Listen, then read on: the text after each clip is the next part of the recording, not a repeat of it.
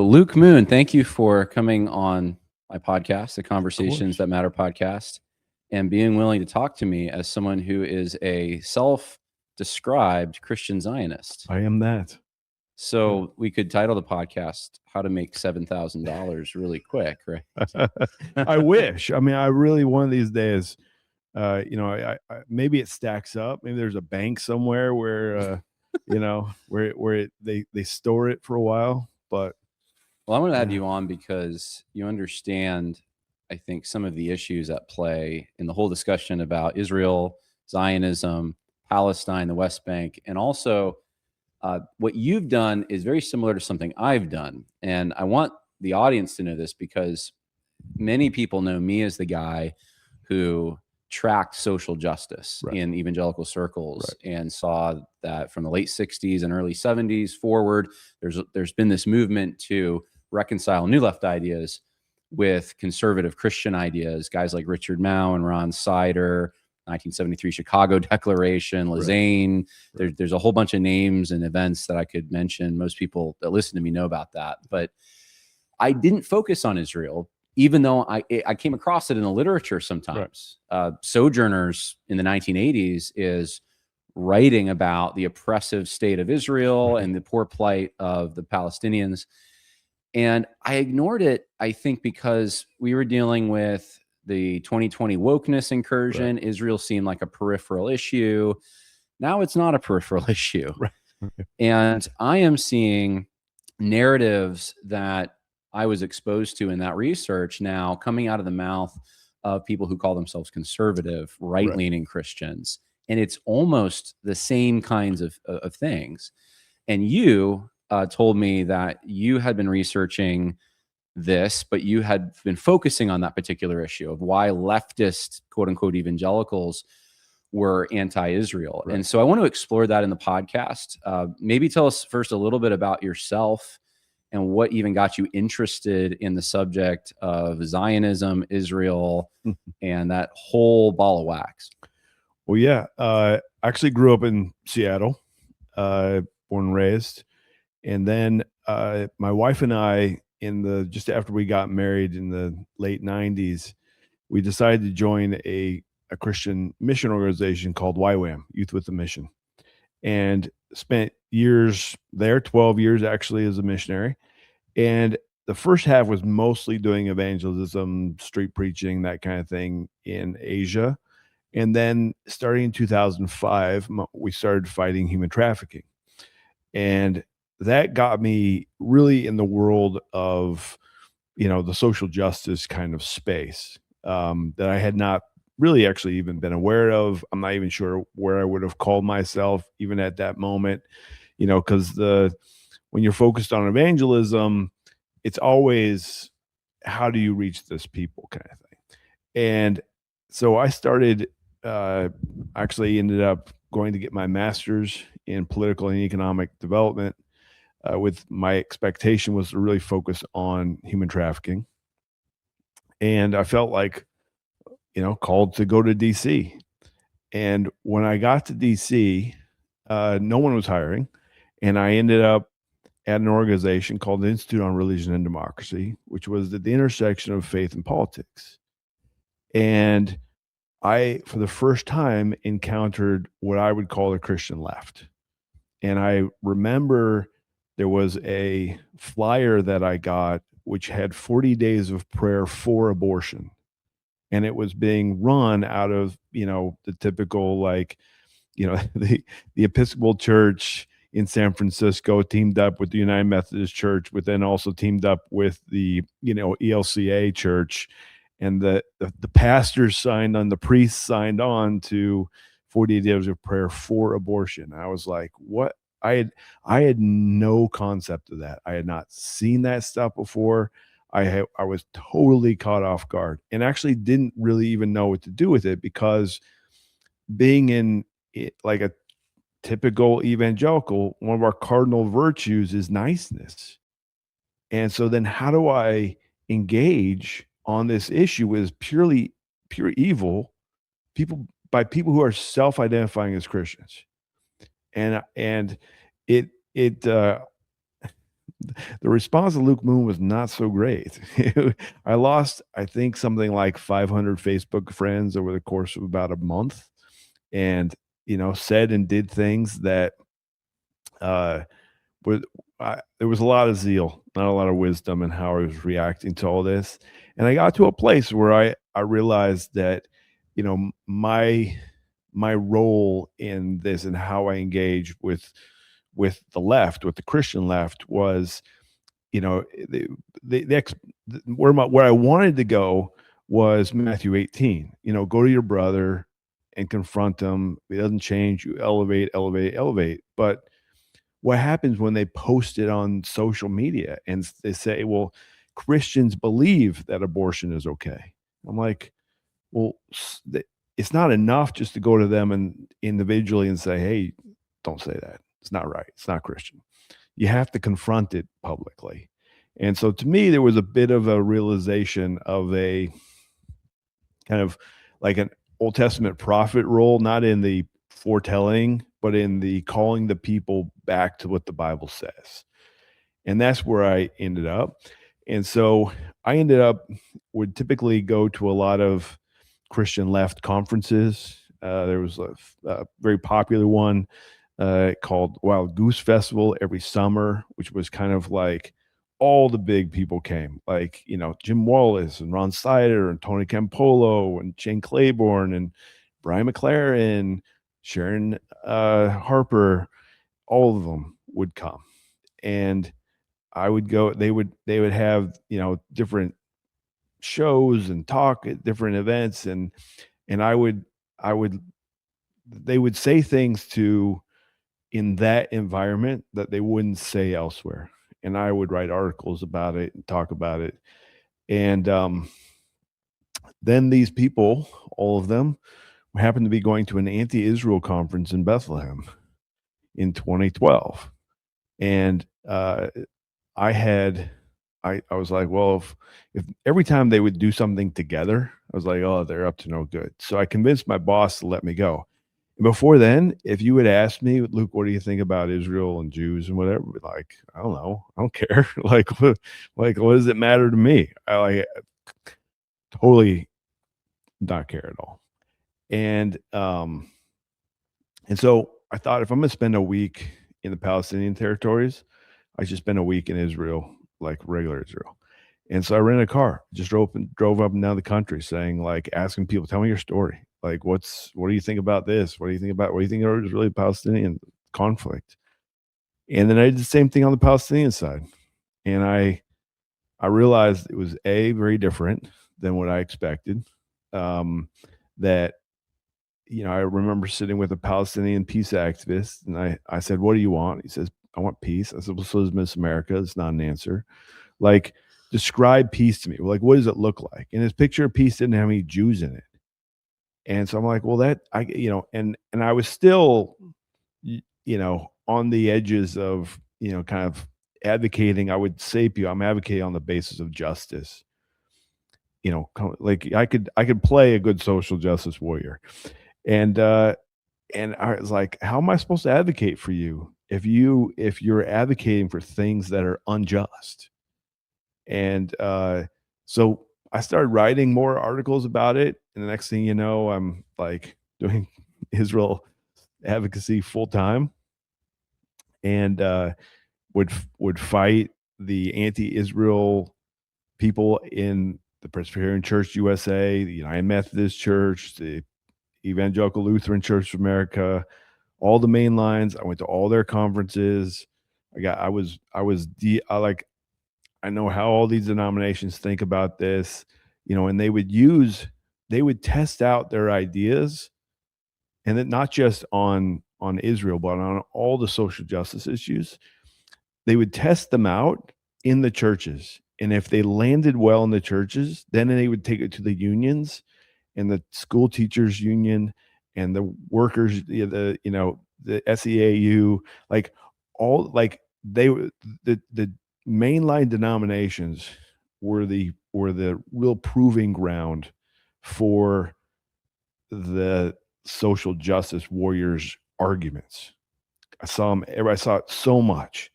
And if you would ask me in even in like say 2014, 2015, Luke, are you a Christian Zionist? I'd be like, well, no, I'm a Zionist who's a Christian, but I'm not a Christian. I'm not like one of those, because I feel like the people who are Christian Zionists, they're weird.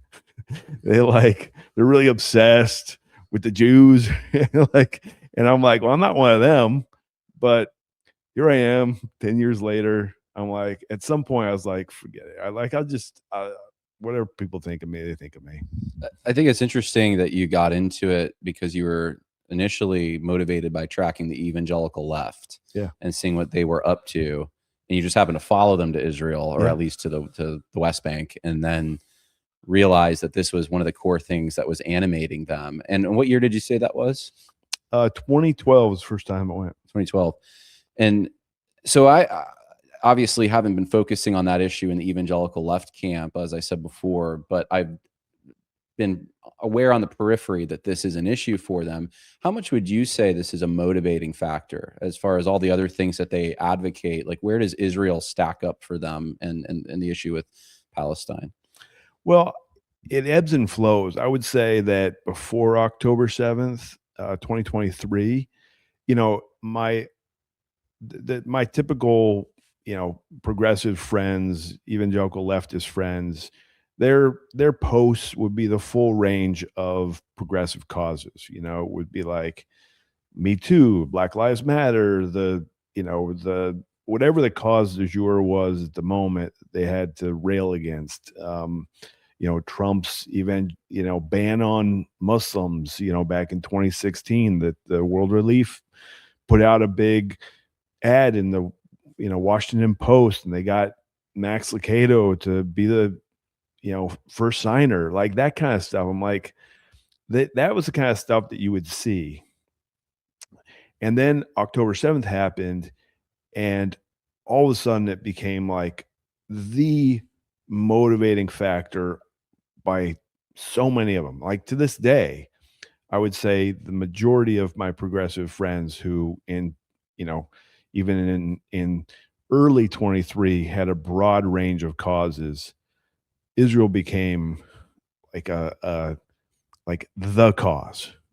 Now, I think I'm hopeful, actually. It shifts back to the broad range because it's way more helpful for me, because the 24/7 focus on this is exhausting, because it just doesn't let up, and it's hit from so many different angles. It's hard to manage. So I want to talk about that 24/7 cycle that you're talking about, where Israel's kind of viewed as an interpretive grid, more or less, as sort of channeling all these terrible things. And it's a different list for the left and the right, but Israel's behind the problems, essentially. I want to talk about that narrative and what it looks like on the left, since the left, they're the first ones to go this direction in any kind of significant fashion. I've pointed out on my podcast, the secular left has been doing this for years, obviously. On college campuses, since I was a little kid, I remember people protesting on the college campus near where I live against Israel and the situation in Palestine. And it seems like every few years it would flare up, there'd be an issue, and out would come the protesters. Not to the levels we saw 2 years ago. That was on another level, right. But it was always there in the water. It was part of the leftist coalition, was being and I should say the hard left coalition, because there's a lot of liberals on the left and there's only a few left. John Fetterman's like one of the last kind of Democrats that's still blue dog Democrats, almost pro-Israel in some way. But there was in the hard left, there was always this, at least since I can remember, an anti-Israel kind of bent. And I think it's likely just the evangelicals who are on the left just mirror that. Is that a fair reflection, that they're aping whatever the secular left is doing, or is it something different? I think so much of what the evangelical left does is react to what they think what the right's about, right? So it's interesting that one of the, as the founder of Liberty University, Jerry Falwell, was forming what became the moral majority and the religious right, and kind of coalescing that demographic. One of the things that was happening simultaneously is actually he would take all of his students at Liberty, in the early days of Liberty, they would go to Israel. And he was dispensational. I'm not, but he was pushing a very pro-Israel message through that.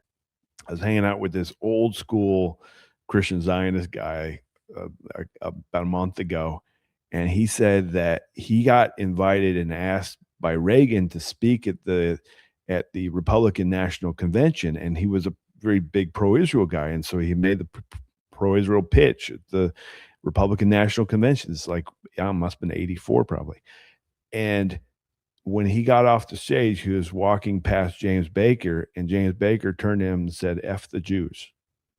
Okay. So we're talking in the 80s, there wasn't this like Christian Zionism was there, but it wasn't like it became, a decade or more later. But what you had was the first anti-Christian Zionist conference in the United States was 1978. It was in LaGrange, Illinois, run by Sojourners, actually did the invitations. But at that event was the Billy Graham Evangelistic Association, and Young Life was there too. A bunch of other kind of liberals. But it was this weird coalition that formed in reaction to Christian Zionism. Like, to me, the seminal event in that separated what would, I think, we could eventually call the evangelical and then the evangelical left was the Conference on Biblical Inerrancy. That, to me, the Conference on Biblical Inerrancy separated the wheat from the chaff, is sheep and goats. Francis Schaeffer and that whole movement that began to actually hold that the Bible actually has, you really have to follow what the Bible teaches. And you have Schaeffer basically providing a lot of the intellectual worldview orientation for a lot of leaders that would then come on. The crack between the two really begins there. And then you have basically people who are saying the Bible is just a book. It's like the mainline Protestants begin to kind of stay in the leftward track. But the people who begin to then lean into, well, if the Bible says X, we have to follow it, begins to take another track. And that becomes the majority. And that's where Falwell and those guys begin to tap into this, lean into biblical arguments for life, for the conservative orientation of American politics, and why it was those kinds of issues that were, Reagan won in 84 almost every state in the union, which is amazing, actually. For the viewers, they probably should know the Chicago Declaration that I keep referencing is 1973, and that's a social justice document. It reads like a BLM type statement. Right. The Chicago Statement, which came out of the biblical inerrancy debate, that's a few years later. 76. 76, I think. I was going to say 76. I wasn't sure. But the Chicago Declaration is a different group. And you did have Carl Henry actually signed that. And then 73 or 76? 73. Okay. He signed 73. I think he signed both. And then he trashed it after the fact. So he was kind of doing a political thing in my mind. The new evangelicals were kind of squishy. They were open to right or left. But you had Jim Wallace and Ron Sider and Richard Mao and Wes Granberg Michelson and Sharon Gallagher. And the list goes on about all these sort of new left evangelicals. They had been raised in these conservative households, but then they went to college or sometimes in high school, they got involved with Students for a Democratic Society, and that kind of thing. And so they form evangelicals for McGovern, and then from that becomes the people that did that Chicago Declaration, and they fizzle out in the Carter presidency because Carter's such a failure, and this populist movement comes roaring in the 80s. Falwell and Pat Robertson and James Dobson are now through this new media called television communicating with these mass audiences. And it seems like it's not until 2010s that you really start seeing that social justice narrative start to pick up in a popular evangelical audience again. And it's guys like David Platt and Russell Moore, and to some extent, depending on the year, Matt Chandler, and sort of these new internet pastors who have been impacted by the social justice. So anyway, I want to get back to Israel, but I know I love talking about this stuff though. Let me do just you? All right, yeah, we can talk about whatever. To me, there's a couple of extra points here. One is you had the charismatic renewal that starts to form in the late 70s. I think that you get the Jesus people movement as well. Those two factors begin to change the dynamic, particularly of the mainline denominations, because the charismatic renewal people were going to like Episcopal churches and PCUSA churches, and they were coming out of those. And then you get guys like Chuck Smith and a bunch of the guys out of California who are starting new denominations like Calvary Chapel and the Vineyard movement and stuff like that begins to come out of those. So you get those types of movements are coming as well that provide, it's not enough for the Southern Baptists to kind of undergird that populism that shifts towards Reagan and Falwell and Dobson, et cetera. But I think what begins to happen is the late Gen X and millennials are in some ways, I think, reacting to the boomer Falwell, Dobson, that kind of, they're reacting to that, going from a like a very clear black and white to third wayism. I mean, third wayism becomes such a strong movement.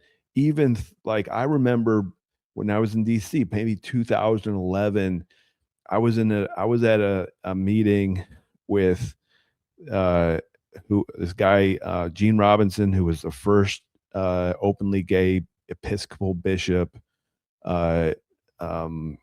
Sky Jathani was there, Matt Anderson was there, Eric Tietzel was there, and a couple more guys on the left. And it's, you could really tell the lines in that meeting, because Sky Jathani was like, we got to find a third way here. And Gene Robinson was like, dude, I came for, like, this is terms of surrender. You guys are going to surrender, and I'm just here to negotiate terms of surrender. And I'm on the other side going, I ain't going to surrender nothing. I'm holding this line all the way. Me and Eric Tietzel were hard on that. But it was clear that to me that what comes out of that is you get this idea, that third way kind of orientation. I mean, like, you get Phil Vischer, him and Sky Justani now have had this podcast for a long time, been pushing this third way, the evangelical lefty kind of social justice stuff. I mean, to some degree, that's where I think Platt and Moore are coming out of. A lot of these guys are reacting to that. To me, there's this generational shift that is reacting to the boomers, this third way position. But then to me, what actually excites me a lot is where Gen Z's at, because they're reacting to the third way guys in a very positive direction, and going back to wanting big families, wanting to have very really a traditional home is what they're after. They're hungry for it, which is not third way. Yeah, I think so. Third way is a contextualization approach. In my mind, it was a way to reach the blue city voter and say, well, you can sit next to our Republican voters. Wine moms of Loudoun County are going to be persuaded by. Right. You can all be together in the church, and we're not going to have any fights because we all have this common enthusiasm for Jesus, and the politics don't need to get in the way of that. Except when it came to certain political issues on the left, all of a sudden these are gospel issues. These are issues of faithfulness. Right. But if it was a right-leaning issue, it was political. It was in a different category, and we shouldn't really. So it was always leading everything towards the left. We're not the people of the donkey or the lamb, or the people or the elephant or the people of the lamb. I mean, the number of garbage posts like that. Right. Where and Tim Keller, I think, was a big architect of some of this, and he's in New York City. You understand why he's playing these dynamics. But it's also similar to stuff I was reading in the 1970s from Jim Wallace and Ron Sider and Richard Mao. They're saying very similar things about how if we're going to reach the youth, we can't just keep this old conservative political thing going. And they had an assumption that if you were, even at that time, this is before Falwell, that if you're religiously conservative, you're also going to be politically conservative. And they didn't want that. And Fuller Seminary, shifts, and all, the Wheaton College starts shifting, all these institutions that were not committed to conservative politics overtly become leftward focused. And so the Israel issue and all of this is, I guess, what we're focusing on now, because all the other issues, I think people understand. They understand how BLM and Me Too get wedded to a Christian understanding of justice and sort of syncretize and corrupt it. But when it comes to Israel, I think this has been harder for evangelicals to navigate, because I think in their minds, and I'm talking about like your common evangelical who just goes to church, wants to be faithful, doesn't have time to read every news article, in their minds, and I very much empathize. I think you were this person. They don't really care about what a foreign government half a world away, actually on the other side of the world, is up to. And it's like to be made to care is what annoys them. Like, it's not an issue that they're focused deeply on, because it's like, why, like, give me the argument for why this should even matter to me. But it did matter to the religious right crowd eventually. And maybe some people will say this is because Jerry Falwell became friends with Begin, who bought him a jet plane. And, it's these manipulative things that lead to this. Whether that's true or not, we can talk about. And then on the left, it's sort of this commitment to, hey, you want to be consistent on social justice. Like, I'll give you an example here. I wrote down a few quotes. I haven't even gotten to any of them, but in 2002, this is over 20 years ago, Sider and Perkins signed a statement that said the theft of Palestinian land and the destruction of Palestinian homes and fields is surely one of the major causes of the strife that has resulted in terrorism and the loss of so many Israeli and Palestinian lives. And in 2007, Ron Sider and a bunch of others, I think this was one with Lisa Sharon Harper and Jamar Tisby, Preston Sprinkle, I think might have been at this, if I'm not mistaken. But they signed something that said the significant number of American evangelicals reject the way that some have distorted biblical passages as their rationale for uncritical support for every policy and action of the Israeli government, instead of judging all actions of both Israelis and Palestinians on the basis of biblical standards of justice. And so I could read you a lot of other quotes, and more than me, but it's like what they're trying to do is they're saying, hey, this justice thing that we're applying to our domestic issues, if we apply it in Israel, then these Palestinians are clearly in a position of being treated unjustly by the Israeli government. And it's a shame. It's a tragedy. We must repent of the fact that we support Israel as Americans. And if people don't care about this, they're not caring about the lives of innocents. They're not caring about babies who are being slaughtered by the IDF. And this is what I think motivates them. And so here we are in 2026, and I want to speak to that person that you were, and that person in some ways that I still am. Like, I don't really want to be so consumed with this conflict on the other side of the world, but we're being forced to care about it because it's becoming like the number 2, 3, 1 issue, even to people now on the right that are saying things that sound very similar to what those on the left were saying 10 years ago. So maybe walk us through that a little bit. Just anything that I said that maybe caught your attention that you could provide clarity for that common evangelical voter who just wants to do the right thing. I think there's a couple of factors here that are at play. One is, again, I think there's a lot of you can never do away with the people reacting to how things were done before. And one of the things I remember taking the top Southern Baptist church planters to Israel in 2017, and I asked them, we were sitting around at dinner, and I said, "When was the last time you taught out of the book of Revelation?" And every one of them said, "I don't." And this was and a lot of what was causing them to not want to talk about it was when they were in their teens, was when the Left Behind series was very, very popular. So Left Behind series sold 60 million copies. It was like the Harry Potter of the mid-aughts, right? Everybody read it. And then everybody was like, "Oh, if this is dispensationals, I don't want anything to do with this. This is ugh."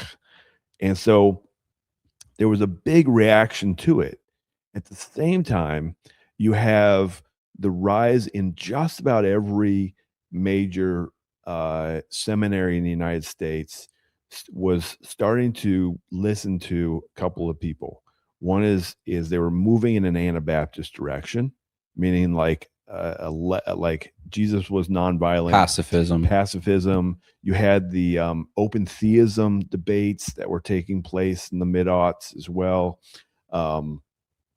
And guys like N.T. Wright, still perhaps one of the most influential, theologians in the world right now, all of whom were pushing like a nonviolent Jesus, and with it came a reaction to any form of violence by people perceived to be good. Like if Israel is the people of God and they're committing violence against these poor Palestinians, well, that can't be right, because Jesus was nonviolent. Jesus expects us to be a pacifist. Jesus, like the pacifist wing of this has been and is still a major driving factor. I mean, the inability of pastors on the weekend after, I mean, the massacre of Jews in Israel that took place on October 7th was on a Saturday. The next day was a Sunday. And the inability of pastors all across America to actually call out Hamas for the evil that they had done, it's actually pretty rare. I mean, there was not a lot. There was some said, I mean, I remember being in church at a PCA church that was like, we got to, both sides need to tone it down and put down their weapons. And like, no, evil was like real evil came out of October 7th, really nasty stuff. And so I would post things like, I think we got to pray for the destruction of Hamas. In the same way, I think, we would hope that people in the 40s were praying against the destruction of Nazism. You don't want people obviously just randomly slaughtered, but Hamas is an evil and you got to call it out. And the inability to call it out was really evident to me. And it showed to me how deeply the Anabaptist orientation had come into major evangelical institutions, churches, etc. And so if you don't have anybody that's providing an understanding of, hey, the long history of just war theory as a major doctrine of the church, what you're then left with is an inability to wrestle with real evil and violence and war, and can there be a good and a bad person in war, etc. And I feel like you just end up in this place where people are like, I don't know how to think about this. And so when they see their social media feed full of dead people and dead babies and violent things are exploding and it's terrible, and it seems that Israel is being overly aggressive, et cetera, it begins to then, like, there was no speed bump against it on the right, on the evangelical right, on the non-theological supporting right. In mostly Zoomer and younger millennial circles since October 7th, 2023, because it's really since then that I've seen such a huge overnight interest in Jews and Israel, which are actually not the same question, but they get conflated all the time, because you'd have to believe the Jewish media is the one that's opposed to Israel by giving them bad press. It like doesn't make any sense if you conflate them, but they're often conflated. And I think what was happening is we had all this compromise in 2020. There was some attention to China as a foreign influencer in BLM, the election, COVID, really everything that happened at that period of time. But it was very temporary. And as an explanatory device, and I'm not exactly sure how this, I have my suspicions, but how this became the main thing, it was, well, look at all these Jews in various capacities who have been involved in Hollywood, who have been involved in pornography. Look at the Democrat Party, how much they vote for Democrats. Look at, right. So on the right, this is starting to happen, an awareness that Jewish people in the United States, mostly secular Jewish people, are contributing to this, the moral decay that we have. And then that joined with pictures of Palestine. I don't know how many times I saw on my social media feed, even friends of mine posting a picture of what looks like a hellscape. And I've said this on the podcast. I mean, it looks like the moon. It looks like really, like, did you have to go that far, Israel, when the whole place is decimated in the frame of the picture?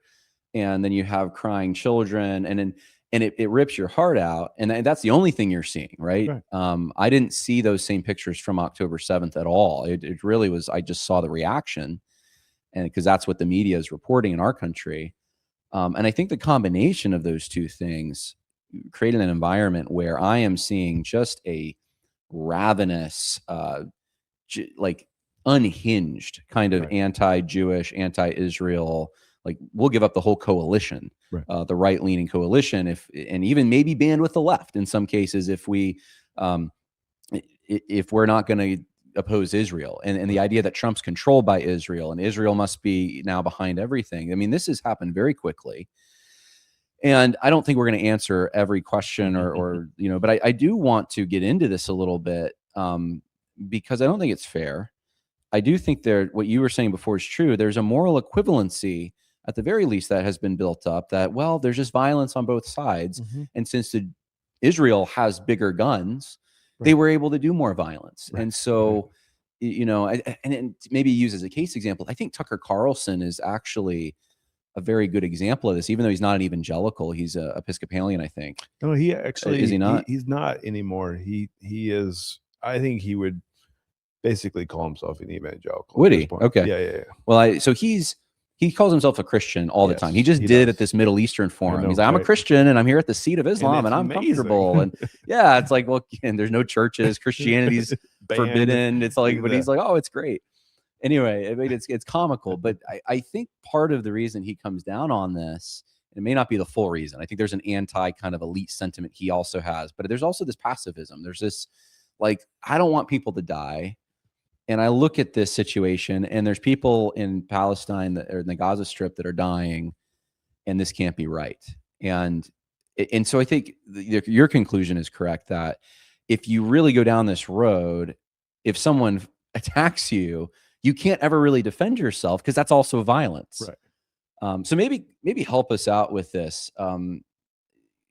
Let us know why you started to care about this, why you went from, I don't care, Israel's on the other side of the world, to, oh my goodness, these evangelical leftists care about this so much, and it actually is a problem. And I think there's actually merit to the way Israel's handling this. It's not a moral equivalency.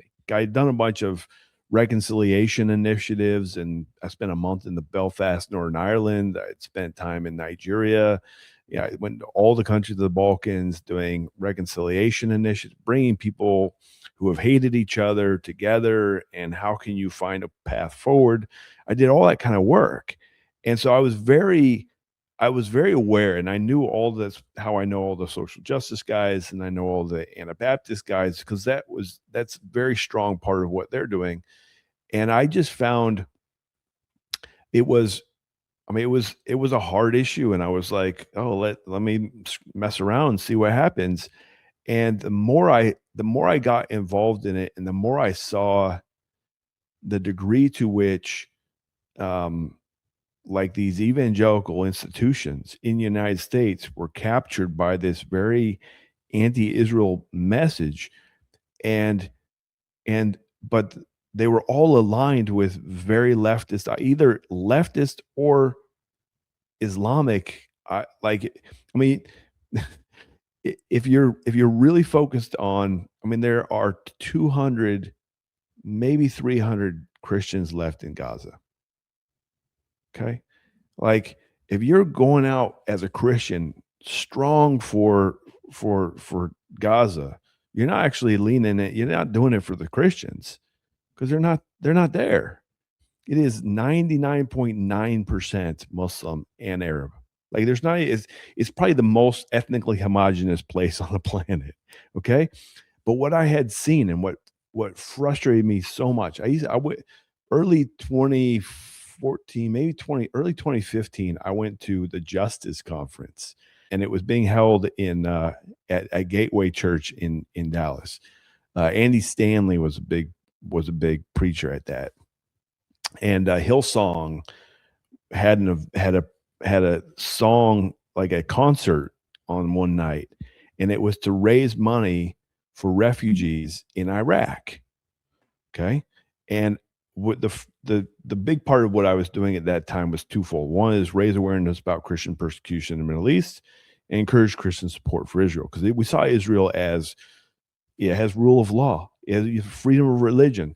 Christianity is growing there. Maybe that's a model for the Middle East as opposed to the problem of the Middle East. Like, let's try that, because this is not working. And what I found was there were in Iraq, in Jordan, in Syria, in Lebanon, there were no Christian refugee camps. There was Sunni refugee camps, there was Yazidi refugee camps, there was Shia refugee camps, but there were no Christian refugee camps. Where were the Christians?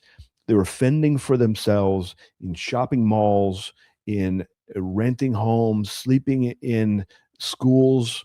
Like, there was no place to, and so if you are Hillsong and you're raising money for refugees in Syria, you're going to give that money to like some Christian do-gooder organization, and they're helping refugees, they're not helping Christians. And I was like, guys, I mean, Paul says to us, do good to all men, but first a household of faith. And who is he talking to? You got to help your Christians first. And I went to my own pastor and I said, why aren't we doing more for Christians? Why aren't we focused on Christians? And he says, Luke, we can't be tribal like them. The Jews stick together and the Muslims stick together, but we can't be like them, because we got to be for all people. And I'm like, but that's not what Paul says. Literally, he says, do good to all men. And I'm like, what? Like, who is going to look after the Christian? And I said, I feel like we're going all over the place saying, hey, come become a follower of Jesus. But man, if you become a follower of Jesus, I got to tell you, we ain't gonna get your back. If something happens to you, you're screwed. You're on your own, man. Sorry, it's the way it is, right? Because I can tell you, to this day, I can raise more money in like a month than I have in 10 years of trying to help Christians who are being persecuted overseas. The amount of stuff, and so for me, it actually started with you have this sea of conflict in which Christians are being decimated. And there's a saying amongst the jihadis, first the Saturday people and then the Sunday people. First they kick out the Christians, and then, or kick out the Jews, and then they kick out the Christians. I was standing on a bridge in northern Iraq with a Christian Iraqi whose town had basically been destroyed by ISIS. And I said, and he said, I remember when I was a kid, we would play with Jews. And I said, I wish I knew then what I know now, because I might have behaved differently. Meaning, like, they kicked out the Jews when he was like, he was an old guy. So they kicked out the Jews in his town, and now the Christians have left. And when I started doing that work in 2014 to try and help Iraqi Christians who were fleeing ISIS, there was about 500,000 Christians in Iraq. Today, there's maybe 150,000 left. In the region, tell me, how Christians fare under the Israeli government, because I hear all the time that they are targeting Christians, that they're killing Christians, they're anti-Christian, they're Christ deniers. Right, Obviously, right. if you're Jewish, you don't receive Christ as the Messiah. We shouldn't partner with them because of all these things. And it's ridiculous for Christians in the United States to think that they should ever support a country that's opposed to Christ. That's the very common narrative out there. Yeah, well, tell us how Christians fare in Israel as opposed to these other places. Well, in Israel, actually, they because they're not required to join the military, the IDF, they get to go straight to school. So actually, they have the highest matriculation level, meaning going from like high school into like college and good colleges. Most of the hospitals are run by Christians. Most of the doctors are Christians. Lots of professional in people in Israel are Christians. At the same time, what's currently in my feed and what I'm getting hassled for right now is there's a video of a bunch of Jewish guys walking past the door of the Garden of Gethsemane, and a couple of them spit into the doorway. Okay. And this guy posted, this needs to get sent to every dispensational pro-Israel Christian guy. I'm like, okay, most Israelis never met a Christian. And if they don't know any Christians, and what they do know of Christians is the Inquisition, the Holocaust. I mean, You just said though that there's Christians in all these fields. There are, but there's not very many. I mean, it's a population of 10 million people in Israel. There's 185,000 Christians. Okay. So the numbers of Christians, meaning like they might know you're not Jewish, but do they know you're like, they don't know you as a Christian who is like necessarily evangelical, or like they just don't, there's not the groups don't actually mix much in Israel, actually. So, and is that population going up, going down? Are they limited in their civil rights? It's all going up for them. Actually, Christians are increasing. Christians are increasing. They have really positive fertility rates. They're also actually the number of converts is growing, which drives a bunch of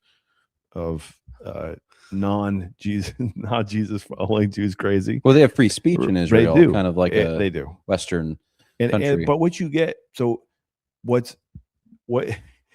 it's a little more complicated than we have here in the United States, because that you'll have a Christian Arab town next to a Jewish town, but you don't have a lot of places where Christians and Jews live in the same neighborhood. That doesn't happen. Honestly, it doesn't happen in the Middle East very often. It's very unusual. Like people live with their own people. Okay. The other challenging factor for most, I think, people outside of the Middle East to understand is that religion in the Middle East is more about culture than it is about faith. Meaning, like, I once got my hair cut in Nazareth, Nazareth as in where Jesus is from. And I was sitting with the guy and I said, "Are you a Jew? Are you a Muslim or a Christian?" Because he was not Jewish. And he goes, "I'm a Christian." I said, "Oh, what church do you go to?" He said, "Oh, I don't go to church. I'm an atheist." Like the largest, there's a communist party in Israel that is, and it's in the biggest chapter of the Communist Party in Israel is in Nazareth, and it's mostly populated by Christians. Okay, there's a Palestinian terrorist organization called PFLP, Popular Front for Liberation of Palestine. It is a Marxist terrorist organization. Okay, it's meaning it's secular, not Islamic. It was started by a Christian and currently run by a Christian. So there are Christians that are on both sides of the conflict between Muslims and Jewish people in the Middle East. Would you? So you told a story. We never really finished it. I think you were going to say it's not really normative for Jewish people to spit on Christians. That's like a very uncommon thing. It's an uncommon thing. It happens, but it's like, and what got me in trouble with this, not in trouble, but what I was being reacted to was, I said, well, if they met you, if that Jewish person spit in front of your door, spit like, and do they know how, like, do they know anything about you? Like, if you don't know any Christians, and have any positive relations and don't know, all you've grown up with is Christians hate us. Christians tried to kill us. Christians are attacking us, which is what the media, if they're reading half of TikTok, they're also getting that. If they read the New York Times, if they read the New York Times, they're getting. Like, so why should they not spit? Actually, Well, they shouldn't. I mean, obviously, but it's like, what do you expect? What kind of witness have you offered? I mean, this is my critique of a lot of the guys on the right who are so adamant against Israel and the Jews. I was like, what kind of, are you an actual Christian? Do you actually care about the people's souls being saved? Yeah, this because is a good point. we are not allowed to be arrogant about the grace that we have been given as Gentiles. Paul is explicit about that numerous times. He actually says to the Jew first and then the Greek. Okay. So Paul in his ministry started with the Jews. And here you are attacking them like this. Like, what, you think that you're drawing them anywhere near faith in Jesus? You are pushing, like, all these guys. I'm like, to me, I support Israel. I think Israel has a special place in God's redemptive plan for the world. I believe that. I don't expect every Christian to believe that. But what I do expect of every Christian is to actually model the fruit of the Spirit in relationship to Jews, and actually anybody else for that matter. Well, I want to get into the maybe a little bit of the prophecy and reasons to support Israel and all this kind of stuff, and untangle that if we have time. But I think you made a great point that I want to emphasize, and that is, with all the attention that Israel and then also Jewish people separately are getting, you would think for Christians this would spark a mass evangelism campaign. Right. If they're really so bad and they're in such desperate straits and they reject Jesus, then one of the first things and the main thing that a Christian should do is find some Jewish people and witness to them, tell them about Christ, and maybe even do some hospitality, not just to, because I think with a lot of Jewish people, they're very used to a stereotype of Christians, and they don't understand even the differences between Protestant and Catholic and this. So you do have to take some time, I think, and the same would be true for a Muslim. They don't understand this either. But I'd say the same for Muslims, right? The gospel and efforts to convert Jewish people, that seems like that would solve some of the problems that you say are happening. Right. So that's a really, I think, good point that I don't want anyone to miss, because if you're concerned about Israel or Jewish people, consider what you can do to help them in this way. But I don't want to leave also the topic, because it was an excellent point, but we were talking about, which is Christians and their conditions in the Middle East. Would most of the Christians of the 185,000, would they be supportive, the ones who live in Israel, would they be supportive of Israel? Or do they think that this is, we're being oppressed? Like, how do they think of it? I tend to divide the groups into about third, right? So you get a third that are really they support Israel, they serve in the IDF, they're very, even though they don't have to. They don't have to. They choose to. And they're invested in being part of the nation of Israel as Christians. Okay. Then you get this kind of group in the middle that is like, I'm just like, listen, I just want to work 9 to 5, and I want to go home, and I want to, eat my, hummus and watch my TV. It's always hummus. And like, just do whatever, right? Like, I don't care. I'm not a political person. They just want to live life. And then you get about a third that's like antagonistic. Okay. Like that's pretty much And then on the Palestinian side, which there's you know, tens of a few. It's not. I think it's in the 50,000-60,000 range. Okay. On that side, it's also, you know, there's a bunch that are Islamists, like not Islamists, but like the pro-terrorist wing, let's call it. Then there's a nationalist wing, and then there's like a regular, just usual evangelical wing. And there's a bunch of guys out there that are doing evangelism and hospitality, taking care of widows and orphans. And when people ask me, like, who can we support in the Palestinian, there's a few names I give, but I have to say, like, but you can't say I named them, and I won't even name them now, because they just, like, they get in trouble if they're associated with me. So if you're in those regions, you can't criticize whether it's Hamas or the Palestinian Authority, but if you're in Israel, you can criticize the Israeli government. Yeah. And they do it all the time. So that might influence the narrative that you hear publicly, because there's only one that's allowed to be heard. Right. So in Israel, for the 185,000 Christians that are growing in they're growing in the population. They enjoy full civil rights. It sounds like what you're saying. Yep. Some of them will serve in the IDF, even though Yep. they don't have to. It's a better place, and this is the point I was thinking you were going to make, and I was kind of hoping you would make, because I know this is true, than any of the surrounding countries in the Middle East to be a Christian. Oh, by far. And so when you see Tucker Carlson go to Qatar or Saudi Arabia, not to make it all about Tucker, but he's just been very prominent lately in trying to elevate these Muslim countries as places that are great to be, and he'll say it as a Christian. He always mentions, I'm a Christian and I love this place. That you don't have public alcohol ism, or alcohol's not sold, right? And he'll say these elements of Sharia are so great, and he's not worried about, you know, the threat from Islam.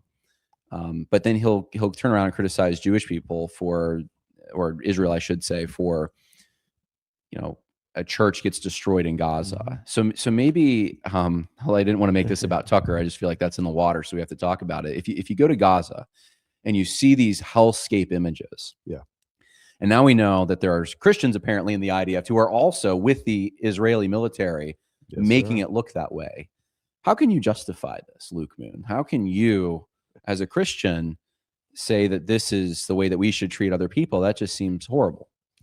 Well, I think that there's a long history of just war theory within Christianity. It goes back actually from Augustine's is kind of the person who kind of brings it into Christian theological thought, and Aquinas picks it up. We lost a lot of that, but I'll give you an example.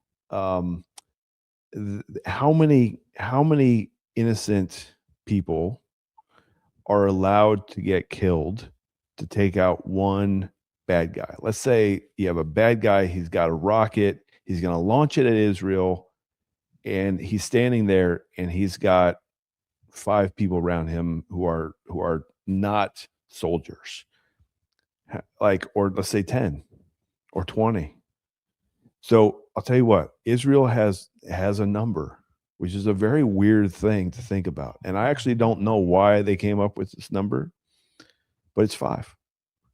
So if there is a person waiting to launch a rocket at Israel, and there are 10 people who are not fighters with him, they won't take him out. If there are 5, they will. I don't know why it's 5, but that's what they decided. Okay. We all have seen the shows, like there's that, I love the latest Magnificent Seven. It was super fun, right? In which, like, the bad, you know, ranchers are coming. It's going to be this horde, and they're going to be like whatever. And what does the town do?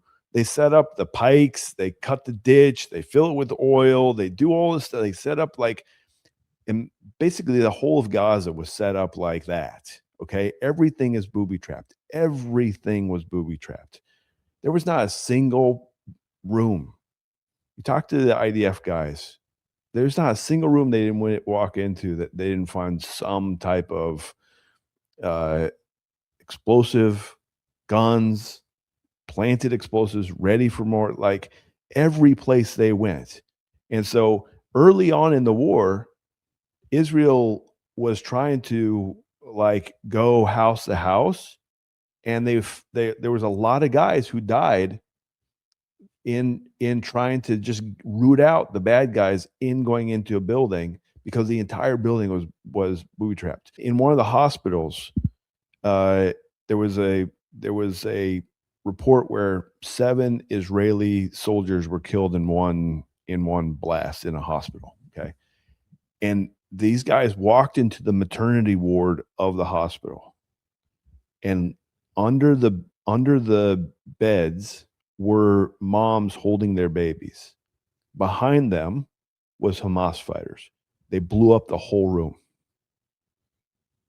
Okay, like that was what Israel was up against. And what do you do with that? If, like, the problem is, on TikTok, it was 35-1 pro-Palestine to pro-Israel messaging. On Instagram, 17-1. It's weird because I just saw this. It's an older clip. They Yeah. get recycled. It's like 2018 of the CEO, I think, of TikTok saying we're trying to stop anti-Semitism on the platform and stuff. And people will think that's a recent clip, Right. and that this is. But I've also read what you're talking about, that it's exceedingly pro Gaza, right, on TikTok. I don't know why. I joined TikTok in like the fall, and I made 3 reels. I put them on my Instagram. They had no issue on Instagram, but I put them on TikTok because I thought, oh, TikTok's where everybody's at. And I heard there was this issue of stuff getting shut down. And I did a reel when Tucker said Christian Zionism is a heresy.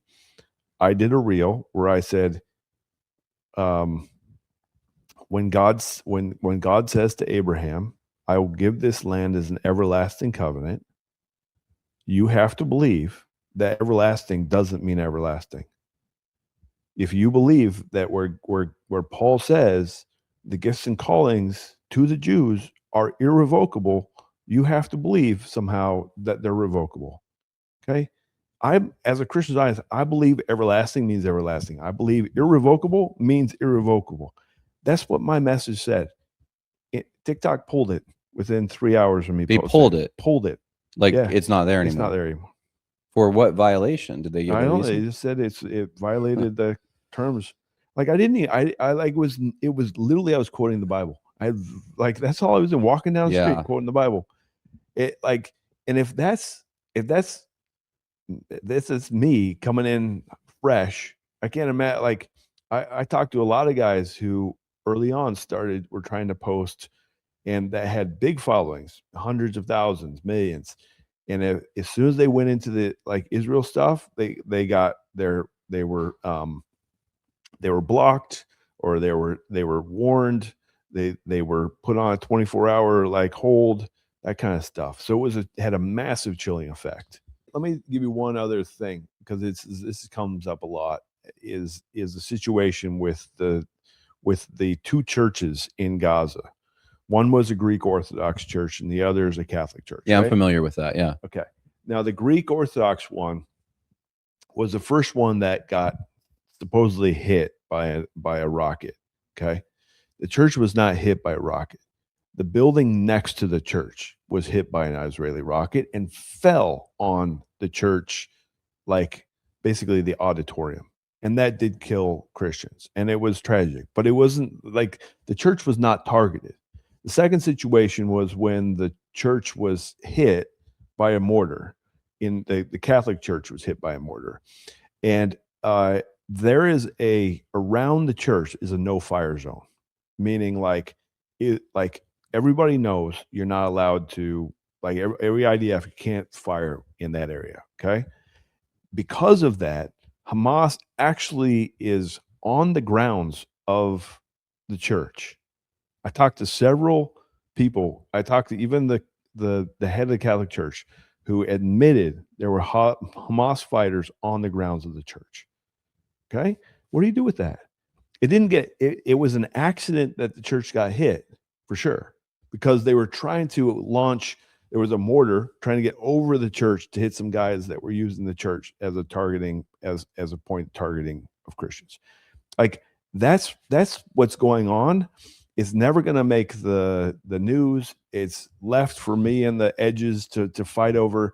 But then it's, what's frustrating is all these guys saying, oh, like Israel's targeting Christians, Israel hates the Christians, Israel's doing the, blew up this church, it's doing this thing, it's doing that thing, as if there's not another side who's actually they give no agency to the Palestinians, and everything belongs on the Israelis, which is absurd.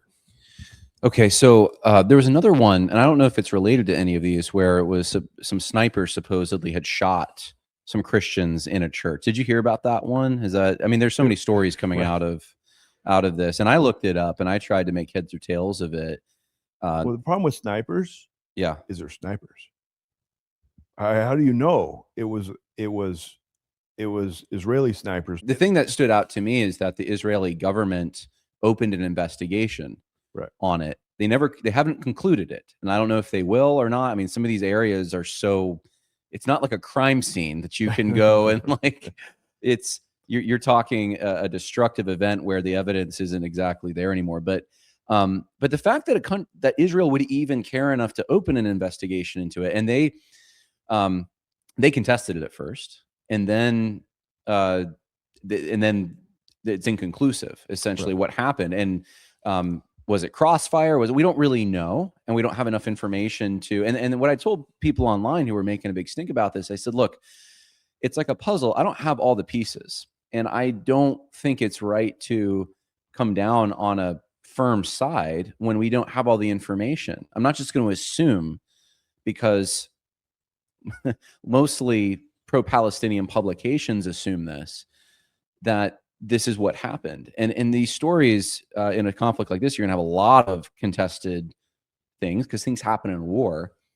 And I just feel like, I know that a lot of Christians in our country just don't understand the reality of what Israel is fighting. Israel is, I think, a lot more similar to us than the Gazans are, as far as they want families, they want to live and to pass down things from generation to generation. They want peace in general. I'm saying for the regular population. In Gaza, though, there's a mentality that it's better to die if Jews die with us, and paying families whose children grow up to be terrorists and die and kill themselves in terrorist acts. I mean, they pay them, and they get probably more money than any other group on the planet has ever gotten from NGOs, from in aid, and this goes into weapons. It's they brought in things through, I think it was the Egyptian port of entry that Israel gave up years ago, and they bring all this stuff in to put together 4-wheel drive vehicles and anti-tank weapons and missiles and all these things. And on October 7th, they did a massacre, and it wasn't just a massacre of we're going to target military and police installations or something. No, they killed innocents. They tied girls to trees and raped them repeatedly. They took phones and streamed or they called the mothers and parents of these children and showed them what they were doing to their children, torturing them, dismembering them, cutting off arms and legs. They killed children. There was and it wasn't like they were trying to get someone else who was in the military and it was an accident. No, they were targeting.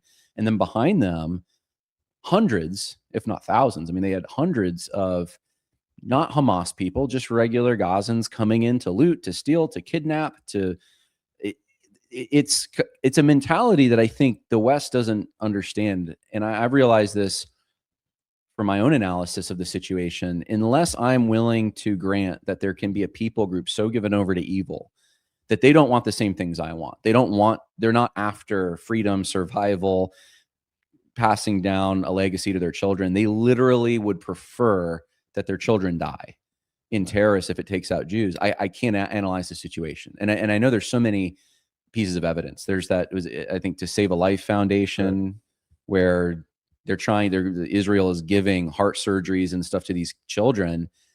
And then the mother, there was a documentary where the mother says at the end of this whole process, working with Jewish doctors, says, What do you want your kid to grow up to be? I want him to be a terrorist. That's the mentality of the population there. Well, I'll give you a totally different example. There was, during the war, last year, there was there were 40 Gazans who had chronic health conditions that were evacuated out of Gaza and flown to Malaysia for treatment because they had they had kidney or heart issues or something. Then they had to get regular treatment. The hospital that they were staying at refused to allow them to leave the compound. So they rioted and burned the hospital to the ground. This is in Malaysia. Yeah. Last January. These aren't Hamas. These are not. These are just like regular folks who were like, "What? You want to let me leave? Riot, burn the hospital." And it the whole Malaysia saw this and were like, "Yeah, we don't want any more of those people." Right? Like, why didn't Saudi Arabia, UAE, or Egypt, Syria, Israel tried to give it to Egypt. Like none of them want it. Okay, that is it's not nothing, but like. Let's say even I find we can go, I think, all day long talking about like these different examples of Israelis behaving badly, Jews, Palestinians behaving badly. I mean, I don't want to say that, like, obviously there's Jews that are, who are attacking Palestinian farms. There really are. And the difference is how does the nation, how do the people respond to that, right? So when there's been a few incidences in the last week of some settlers who have attacked a farm in the West Bank, and they cause some riots. IDF shows up and arrests the people, the settlers who started arson fires. They did. Like, it happened this week. Okay, no one's passing out candy. No one's like, Jews are not celebrating these incidences. But if you have, if a kid comes up and there's a major attack against Israelis in Tel Aviv or something, and 3 or 4 Jews get killed in the process, Palestinians are passing out candy in the streets. The cartoons they watch, Israelis aren't watching Mickey Mouse cartoons that glorify killing Palestinians, but Palestinians are watching at the young ages cartoons that are glorifying killing Jews. It's a different mentality. It is a different mentality. And I think, as it is, nothing about this conflict between Israelis and Palestinians is evil. It is easy to solve. It is very complex. It is very layered. I mean, the Muslim world is a shame and honor culture. Okay, Jews are guilt and redemption, a guilt and redemption people. Though, like, you think differently about how to satisfy the difference. Like, how is guilt addressed with redemption?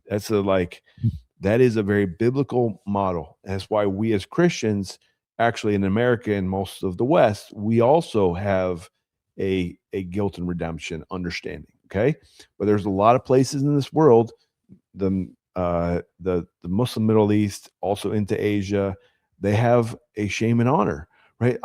Like a bunch of I know. I have a friend who did Muslim evangelism in the West Bank, and had a friend who came to faith in Christ, who came from a Muslim family. When his family found out, they forced him to go and attack an Israeli soldier with a knife and try and kill an Israeli in order to satisfy the shame that was put on the family by him converting to Christianity. And when I hear, there was an attempted stabbing on a soldier, I often think, what is, like, is that just a random incident, or is that person doing that out of out of an attempt to satisfy the shame that was put on his family. I could tell you stories for days like that, where girls who were raped, then by someone in the village, and in order to satisfy to restore the honor to the family, she straps on a suicide vest and tries to blow herself up. Like, that happens again and again and again. That is a very different mentality. And if we in the United States, we look at that through our lens, I'm sorry, you are utterly confused. Now, I think the challenge is, for us, and I think the reason why Israel is so much the center, bad stuff happens all over the world every day. I mean, like, the stuff that was happening in Sudan like a couple months ago, it puts everything that happened in Gaza, it like pales in comparison. Okay, we have satellite footage of mass graves, massacres, 10,000 people being killed in villages in one night, that kind of stuff. In the Darfur region of Sudan, there was massive slaughters in the last 3 or 4 months. Okay, like in the Syrian civil war, the Russians would be like, they would bomb from the air a village, level it, kill every living thing in it. Okay, bomb another village. Okay, then Assad's people would go to the next village and say to them, would you like to relocate to the northern part of Syria? And the people were like, yes, why, yes, we would. In the Obama administration, there was celebration because the Russians had secured peace to allow, Syrians to evacuate to another area and be safe from harm. Like, none of what had happened leading up to that was included in those stories. Okay. Like, that happens all the time. The number of kids that die around the world, Iran right now, every day, around, like, is significantly more than what was killed in Gaza on a daily basis. And yet it is the attention of the entire world was on Gaza. It's because the attention of the whole world is on Israel. And I think, like, to me, the fact that there is this irrational obsession with Israel and the Jews, to me, says, is there something more? Is there something deeper here that I'm not, like, I think there is, but I'm also okay if there's not. But I think it seems like a weird obsession around the world. Well, I'd like you to talk about why you call yourself a Christian Zionist, because that word Zionist, I always had thought that meant you believe that Israel has a claim to the land, and at this point, even if it's right of conquest, that they can defend their land. I thought that's all it meant.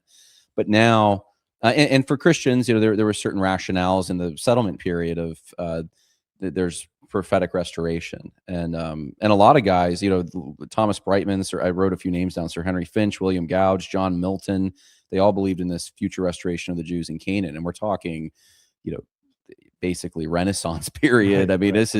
this is right after the Reformation. This is very old English Christian thinking on this, and there has been a tradition in the England and then in the United States of Christians having a concern, both evangelism and this idea that because as Paul argues in Romans, I mean, the only reason he ever brings up Israel, I mean, you think about it in the book of Romans, he doesn't just randomly bring up Israel because now we're going to talk about the Jews. He brings up Israel to say, if God is keeping his promises, Yes. and Israel's the proof.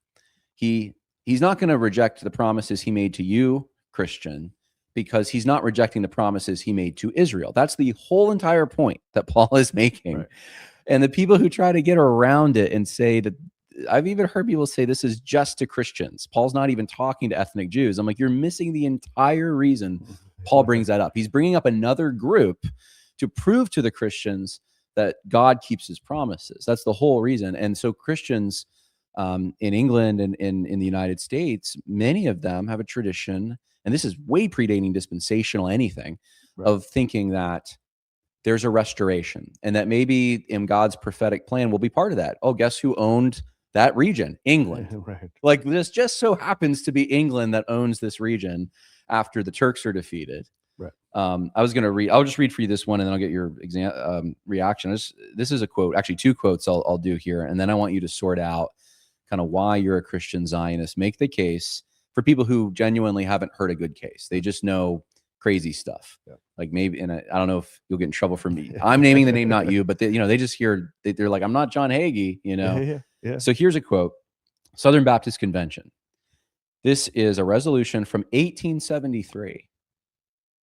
So this is kind of a long time ago. Resolve that we do gratefully remember this day our unspeakable indebtedness to the seed of Abraham, and devoutly recognize their peculiar claims upon the sympathies and prayers of all Gentile Christians. And we hereby record our earnest desire to partake in the glorious work of hastening the day when the superscription of the cross shall be the confession of all Israel, Jesus of Nazareth, King of the Jews.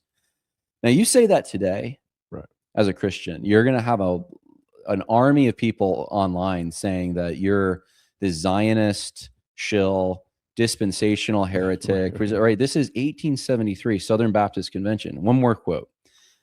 Evangelical leftist, Richard Mao, 2018. This is when Trump moved the embassy to Jerusalem, which we know the significance of that is we're actually going to honor the claim to the land that the Jews have. We're recognizing that they actually have a claim.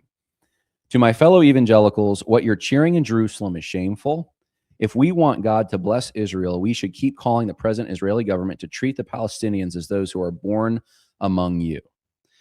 And so this is a guy who influenced Tim Keller quite a bit. He was the president of Fuller Theological Seminary. He was instrumental in the Gospel Coalition.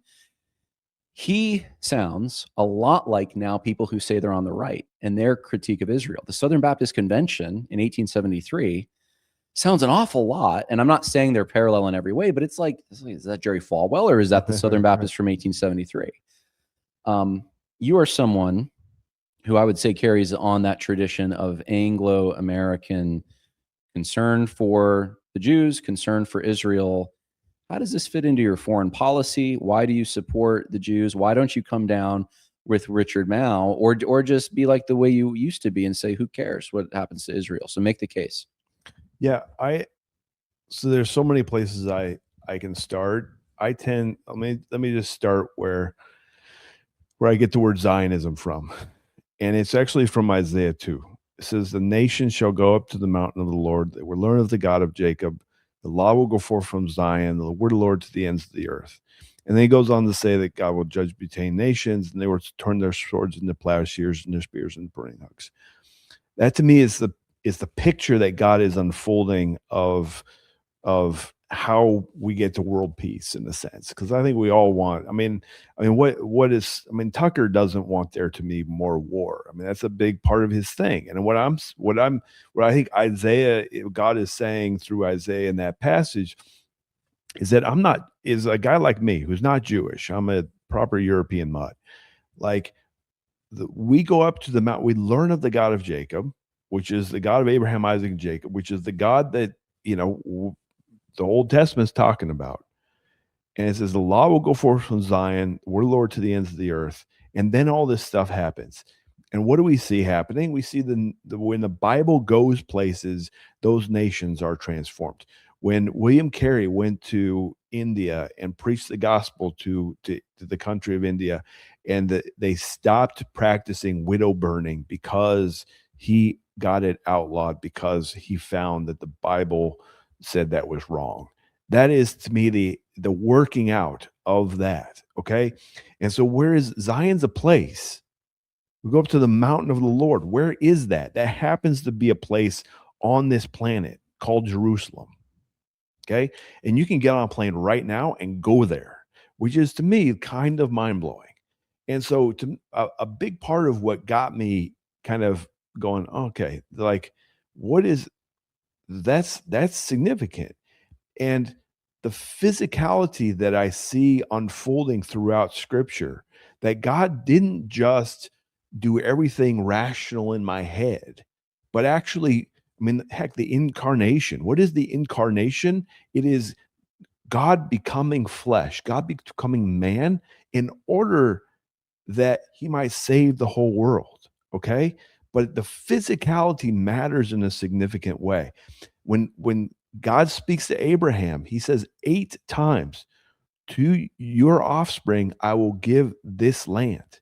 And he says, I will give it as an everlasting covenant, right? So you get into, Galatians 3 is a very popular passage to say like, oh, God's done with all that sort of stuff. But in Galatians 3, I think it's 16, it says the law came 430 years after the promise.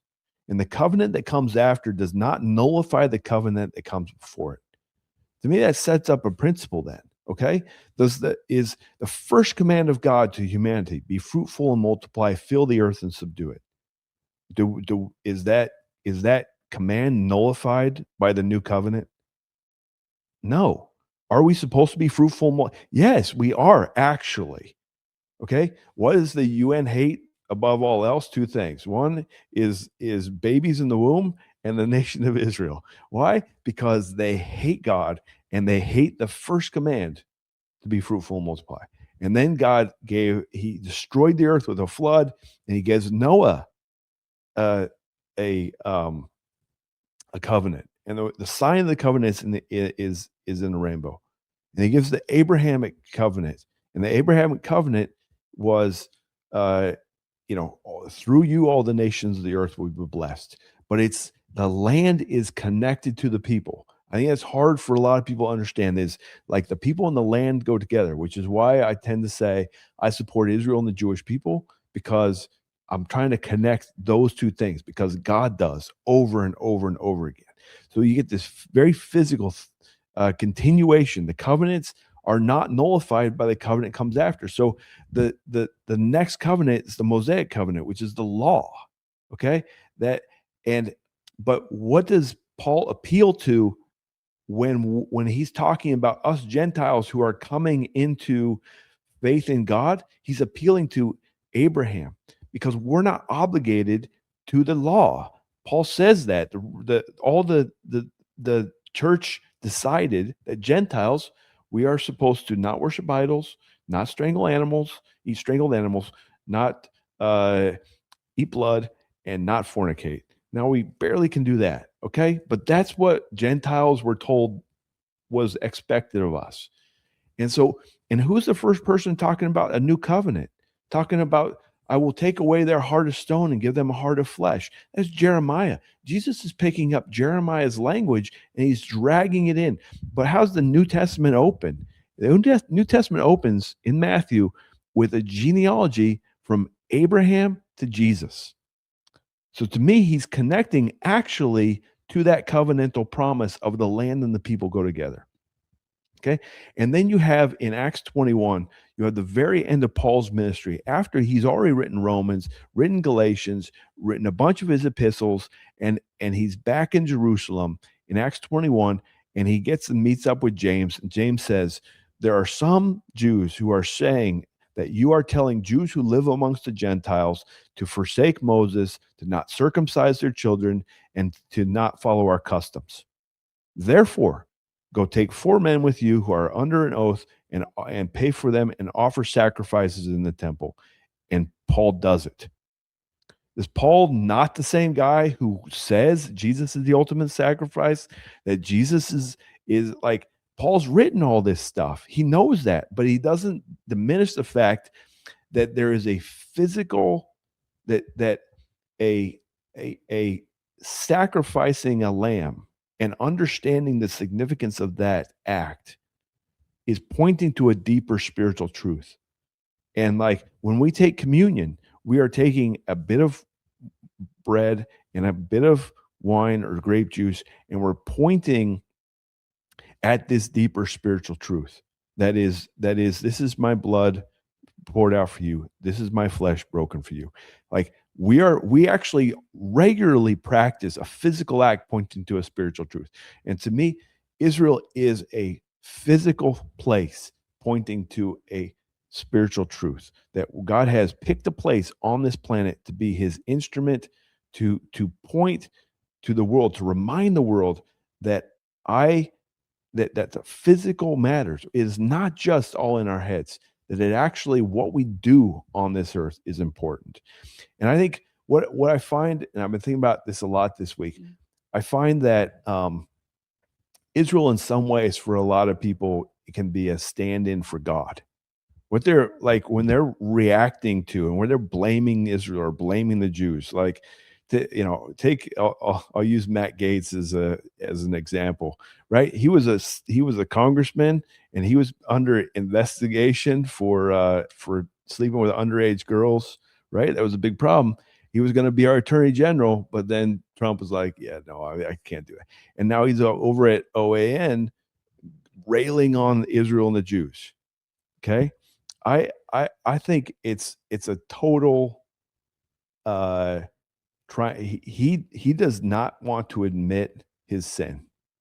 He does not want to admit and repent of the sin that he committed. And instead, he's going to attack Israel because Israel's the place, Israel's the people who gave that God's moral law to this world. And the world hates him. And when you are in sin, and when you have this, it like Israel is like that bone stuck in your throat that you just can't reach, and it's there, and you just have to somehow. It becomes this all-consuming thing to attack because you don't want to deal with the hound of heaven that is coming and calling you to repent from your sin. It's an interesting thought.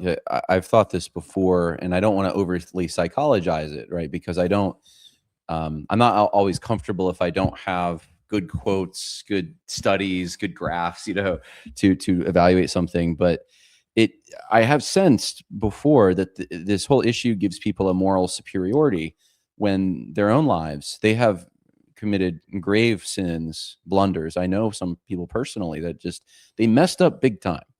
In their life, some are in ministry, and it's like but this gives them a sense of I'm doing okay. I'm good. I have a moral uprightness compared to those people, compared to the Jews, compared to Israel. I don't want to say that's in every circumstance that's the criticism, but I've noticed it too often. Yeah. And so. What you're saying. Do you need to go? By the way, I want to. No. I'm good until 4:30. It's okay. All right. I don't even know what time it is right now. It's 3:45. All right. The Geneva Bible of 1557. I think that had more of a profound influence on the English Christian world, and then that transferring to America on how they viewed the Jewish people than the Schofield Bible did later. Schofield Bible gets all this press, right? Even though Schofield wasn't a Zionist, but that's usually the thing that's used. No, I think it happened before that. And I think the Geneva Bible, in its notes on Romans chapter 11 and what it meant for all Israel to be saved, right? That if you go down that path, and I don't care what your eschatology is, if you start thinking physical Israel will be saved eventually, there's other things that start coming with that, because the other two chapters talk about promises that God made to Israel. To them belong the covenants. To them, there's something special about ethnic Israel. The land promises start coming into this. And I think that this is why so many Reformed Christians were so supportive of Jewish evangelism, and also the settlements. I'm not saying the establishment of the state in 1948, but the settlement leading up to that, even before the Balfour Declaration, because they saw two things. They saw they're persecuted. They need a place to go for that reason. And they also saw God is going to do something with them still. Right. And it's going to happen. It's going to be a Jewish kingdom, and it's going to be the kingdom of David, essentially. And that's not a crazy belief. That's not a heresy. That's not so I guess my question for you is, I see all that. I understand that. But you do have, and we've had for years, a group of Christians that seem to make the jump from that to, okay, now we got to give them millions of dollars in foreign aid and military equipment, and the modern state of Israel, which isn't explicitly Messiah honoring, we need to support them in whatever they do. And that's what I think a lot of people reject, I think including myself, Right. that sees like this modern state necessarily is that. I think it could be a stepping stone to that, but that it is that, and that we're obligated in our foreign policy. I mean, how do you see that? Do you see, what do you think the United States relationship with Israel should be? Do you like where it's at? No, I think, I mean, the whole aid to Israel thing is like kind of, to me, an absurd thing, because it's basically the equivalent of corporate welfare, in the same way that, you know, the WIC program is corporate welfare for grocery stores. Like it is 90% of that money that is given to Israel for aid is required to be spent in the United States on U.S. made equipment. So we're basically, it's a $3 billion grant to defense contractors. Okay. If you want, okay, I'm happy to have the conversation about corporate welfare all day long. I would be totally fine if the US government stopped funding every single thing that it funds. Like, stop funding US universities. That would do amazing things for, like, I don't know why we're giving money to universities. I don't know why we're giving money to, there's lots of people, organizations, businesses in the United States getting billions of dollars from the US government. Okay. Happy to have that conversation all day long. Okay. But that's not the conversation we're having. We're having the conversation about the fact that it goes to Israel and then kicks back. It goes, same money, a bunch of money goes to Jordan, bunch of money goes to Egypt, same rules. They got to buy that equipment from the United States, we send it to them, whatever. Okay. I find that conversation to me it's annoying and drawn out. I think where I don't quite know what to do with the political state of Israel in the unfolding of what I believe is God's redemptive plan. Somehow it will be used and is going to be used, and I don't know. I think that providence is involved. I mean, I find it really interesting that there was a, why did the English government, the UK, decide that May of 48 was going to be when it walks away from the Middle East? Was because there was a giant snowstorm in February of 47 that shut down the UK for a month. Literally, the canals were frozen. People were unemployment went from 2 million to 4 million. Nothing was happening. People were starving to death. People were cold, and they ran out of money. And so when they get together, they're like, how can we save money? We got all these troops stationed all over the world. We're paying all these people. This is a horrible use of money. We don't have any money. So let's pull them out. That was the decision. The decision was made in the end of February in 47 to pull out of Israel in May of 48. And it was directly related to a giant snowstorm. Now, you can say that that's just time and chance, and who knows, the world's a complicated place.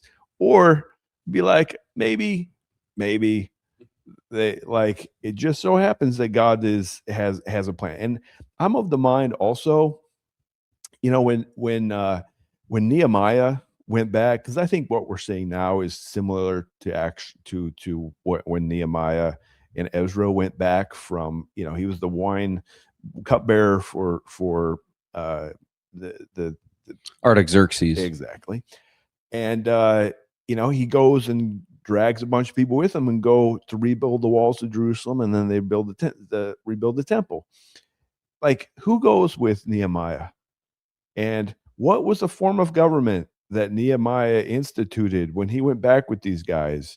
I mean, I don't think the people who went over with Nehemiah were like the nobility, the upper middle class Jews of Baghdad or wherever they were who went back. No, it was like the people who went west you know, in the 1800s to log, you know, the Washington state. Or maybe it was like the people who came over from England escaping religious persecution. Like, I feel like we shouldn't be surprised that when a nation, when Israel comes back to life after 2,000 years, which is what happened in 48, that isn't suddenly the biblical kingdom of David instantly taking shape. Okay, things like this build over time. Like, rarely does something happen where it's like falls, like what, the temple's going to fall out of heaven kind of thing, or is it going to be built like normal? Even 48's not like this was late 1800s. You had settlements and the expansion of the Jewish population, and then agreements made with the Arabs, and there were already Jews in the land, and England's got this. People will start the clock then, but that's not where the clock starts. And even 67 to me is more significant, because that's when Israel proved we're going to stick around here for a while, because people were betting against them. And I think that's more when we started becoming more close with an ally, because they were buying from the France before that. And they were aligned with the Soviets because a lot of them were communists. Right. So there was a big international play for this whole space. And it does, but like, to me, where you hit the kind of, I find it interesting, particularly on the Reformed side, as I'm Reformed, so I can attack my own, that we shouldn't believe so much in time, chance, and just like the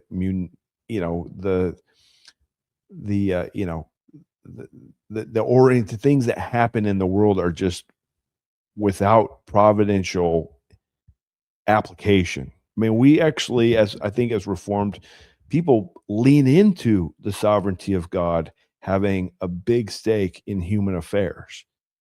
But what happens suddenly with a bunch of Reformed people is they go, well, that's not, that didn't count for Israel. Doesn't it? That's not, God's not involved there. That's not providential there. Like, it's like, please pick a lane. I'm like, I'm really open to God's sovereignty being at play here in this land, and how it plays out, I have no idea. But what I see, Paul, and the scripture unfolding in the New Testament is that God has a purpose and a plan, and I'm more than happy to be a part of it. And I think I don't know why people have to be such jerks about it. And on that note, that's how Luke Moon went from your typical kind of right-leaning Christian to a Christian Zionist. Exactly. By tracking the evangelical left and what they were concerned about. And that's a good articulation. And we could be here all day, but we've already spent almost close to 2 hours, which I need to thank you for. Thank you for your time. And I want to plug your website. So if people want to support you, which I'm assuming you take donations for your advocacy, and the donations are at Generation Zion. So gen-zion.org. All right. And then Two Hammers. And Two Hammers is like how you can, is basically, it's Luke, right? If you want to invite me to come talk to your crew, or watch the random stuff, the videos I'm in and on, and the things I write and stuff, it's all found there. All the social media. So they can follow you if they want to follow you. All right. Well, sounds good. Thank you. Thank you for sharing your perspective, and God bless. Thank you so much.